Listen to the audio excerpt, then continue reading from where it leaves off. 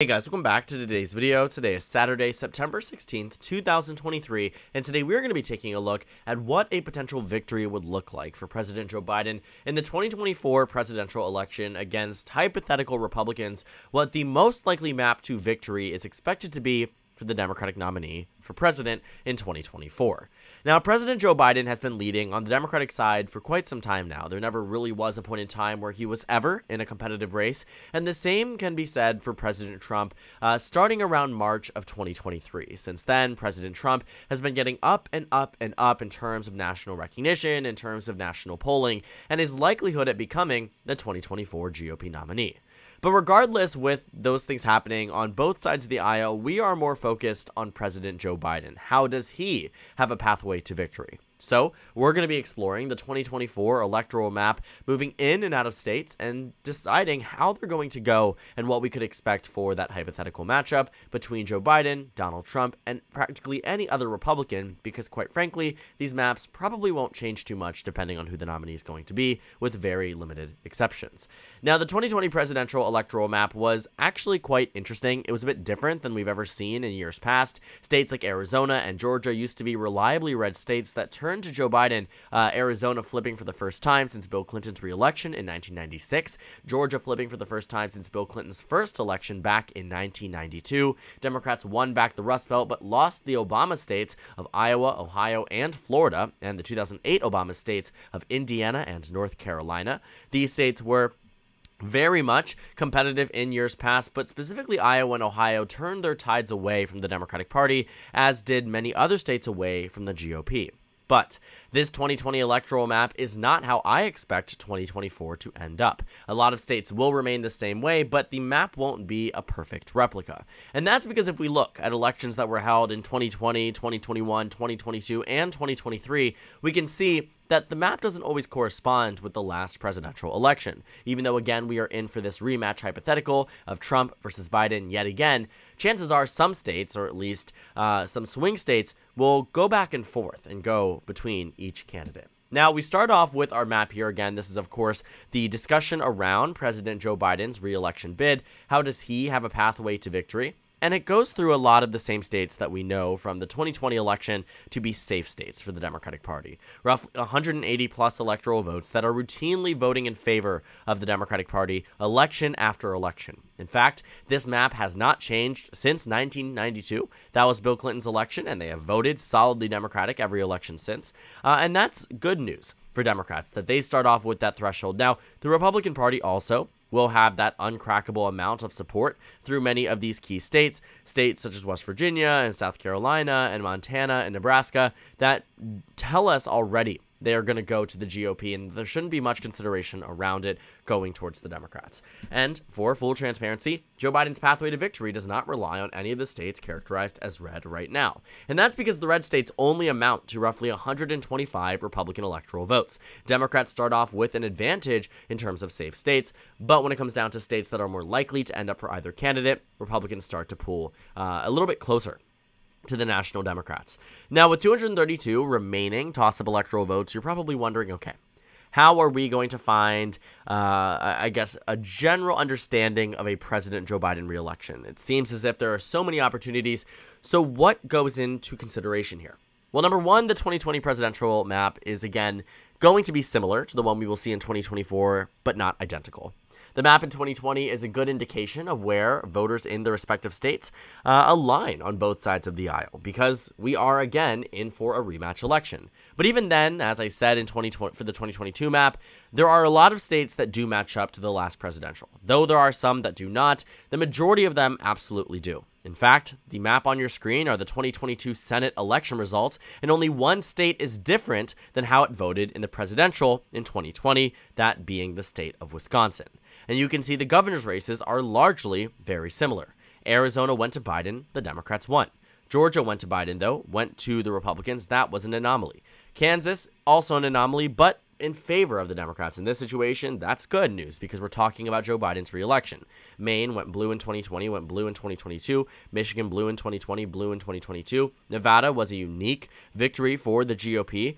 New Mexico blue and blue. New York blue and blue. Oregon blue and blue. Pennsylvania blue and blue. Texas red and red. Wisconsin blue and blue. So there are a few exceptions to the rule, but generally speaking, midterms are also a good way at gauging public support, public, tendencies towards either side of the aisle. And again, because we are working with the same exact candidates, it provides a lot more information. We also can take a look at the House maps, even though there are gerrymandered states and, candidates that don't run in some districts. So then the popular vote is 100% Republican or Democrat and it lopsides the state. But generally speaking, they vote how they did in the last election. North Carolina was close. Michigan is blue. Pennsylvania is blue. Virginia is blue. Arizona and Georgia are red. Wisconsin is red, right? But New Hampshire is blue. Alaska is blue. So not a perfect science, but certainly a good indicator, enough so that roughly 90% of the map is intact. So when we look at 2024, we know where we're going to be working with, who's going to be targeting what states, and who really isn't in a swing state, but it is more competitive. And that means there's states like Iowa and Ohio that Democrats probably won't be doing super well in either. States like Florida that voted in the last election overwhelmingly for the GOP, and states like Texas. This is not part of Joe Biden's pathway to victory, but it honestly could be. A lot of these states that I'm characterizing away from the Democrats don't mean they're lost for good, but this is not the likeliest outcome in a President Joe Biden re-election. There are likely outcomes. There are likeliest outcomes. That's the beauty behind the science in political science, the data, the analysis, the punditry, the predictive forecast models, the things that make politics work on an analytical point of view, on a quantitative point of view, and they're fascinating, which is what we're getting into here. Democrats, of course, have their own states that we generally know they're going to win. States like Colorado, Minnesota, New Hampshire, Maine. And again, we're talking about a victory for Democrats here. There are hypothetical situations as well. The Democrats lose these states. But we're talking about what is Joe Biden's likeliest pathway to re-election. And it starts with all of these states and ends in the competitive ones. So Minnesota would be blue. Colorado would be blue. New Mexico would be blue. Virginia would be blue. New Hampshire would be blue. They would have to be. And as we can also see too, as some states go, so do others. As some states go towards one direction, others follow suit. It's not because Michigan's going blue that Arizona's going to go blue, but it's because a state like Michigan can go blue, Arizona will likely as well, because it's more competitive or less competitive, whatever it might be. The argument can be made and typically is correct. But we're down to 95 toss-up electoral votes. Joe Biden's at 225, Republicans are at 218. Where does Biden's campaign gain even more ground? And it starts again with a lot of the states that they won in the last election, states like Nevada and Wisconsin, Michigan, and Pennsylvania. Now, those states alone put President Biden over 270 electoral votes, but that doesn't necessarily mean this is the likeliest pathway to re-election. Joe Biden is already set across those three Rust Belt states. He has won all the states Hillary Clinton has won in the 2016 election. So what gives? What do we add more to it? Well, states such as Georgia and Arizona likely would be back in the Biden column. You take a look at how they voted in 2020 and you say, okay, if an environment was slightly more conservative, such as 2022, Arizona and Georgia would likely go red, right? Wrong. In 2022, the national environment was 8 points more Republican than 2020 was. 2020 was D plus 5 nationally. 2022 was Republican plus 3. D plus 5 to R plus 3, that's an 8-point swing, and yet somehow Arizona became more Democratic. In the Senate election, Georgia became more Democratic. In the Senate election, Pennsylvania became more Democratic. When it comes down to the governor races too, keep in mind, 0.6% in Wisconsin, 0.3% in Arizona, 0.2% in Georgia, right? Well, let's take a look. Katie Hobbs wins Arizona by a larger margin. Georgia was a victory for Republicans. Brian Kemp was exceptionally popular and did very well. But that Senate election tells the story that I'm telling you right now. Michigan, Biden plus 2.8 went to the Democrats by 11.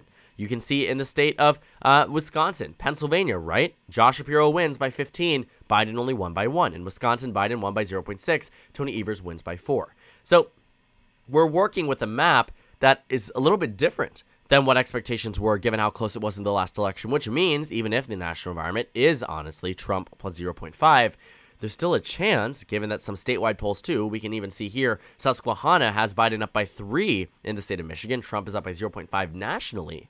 It's now outrunning the national margins. It is now outrunning the national effect. So that is so exceptionally, fascinating for, Democrats and Republicans when it comes down to reading states, understanding politics, understanding the election. I just think it's interesting, though, to see that Biden is somehow outperforming in the state elections than he is nationally. But like I said, the likeliest pathway to victory we can see has Democrats 302 already, Republicans at 218. But my hot take here is that North Carolina, Nebraska second, lies in the Democratic pathway to the likeliest re-election bid for President Biden. That their likeliest way to win the next election is by running up the states that they did in 2020 and adding in North Carolina. Because I see a reality, as we saw in 2020, where states that may have historically been red were flipped for the first time in a very long time. And North Carolina has gone blue in the last 20 years. Barack Obama won the state by 14,000 votes in 2008. That's close. But in 2020, Donald Trump won the state by less than about 80,000. It's within reach. Nearly election after election, Democrats have proven that they can come close. The question is, do they win? Well, in North Carolina, on the same ballot that President Donald Trump was able to defeat Joe Biden, the governor's race went blue. Roy Cooper won by 4.5%.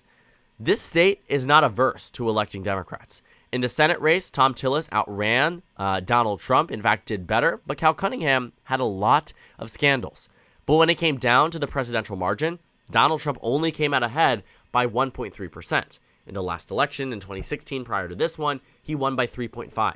Should that same type of reduction happen again between 2020 and 2024, North Carolina goes blue. And as we saw in 2022, voters aren't exactly thrilled by the Make America Great Again candidates in Arizona and Georgia. Yes, the national environment was Republican +3 as Donald Trump is leading in the national odds. But what did that translate to? 10 seats picked up in the House of Representatives when Kevin McCarthy was predicting 50 to 60. When the benchmark was Democrats had won 80 in 2014, Republicans gaining 63 seats in 2010, and 2022 rolls around and they win by 10.